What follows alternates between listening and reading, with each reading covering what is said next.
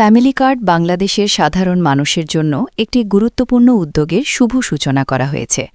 দেশের মানুষের কল্যাণ ও সহায়তার লক্ষ্যে ফ্যামিলি কার্ড কার্যক্রমের উদ্বোধন করেছেন বিএনপির ভারপ্রাপ্ত চেয়ারম্যান তারিক রহমান এবং তার সহধর্মিণী জুবাইদা রহমান। এই ফ্যামিলি কার্ড কর্মসূচির মাধ্যমে দেশের অসংখ্য পরিবার সরাসরি সহায়তা পাবে বলে আশা করা হচ্ছে।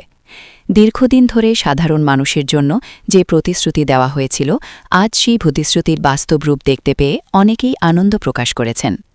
উদ্বোধনের সময় নেতৃবৃন্দ জানান, দেশের মানুষের জীবনমান উন্নত করা এবং তাদের পাশে দাঁড়ানোই এই উদ্যোগের মূল লক্ষ্য।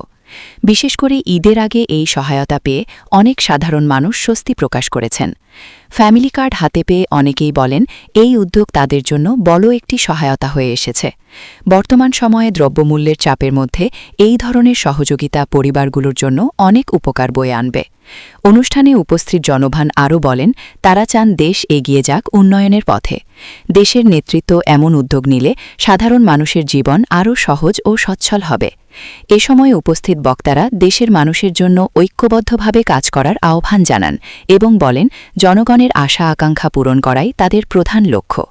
ঈদের আগে ফ্যামিলি কার্ড পাওয়ায় অনেক পরিবার খুশি প্রকাশ করেছেন এবং দেশের উন্নয়নের এই ধারাবাহিকতা অব্যাহত থাকবে বলে আশাবাদ ব্যক্ত করেছেন। এই ধরনের উদ্যোগ দেশের সাধারণ মানুষের জন্য নতুন আশার বার্তা নিয়ে এসেছে।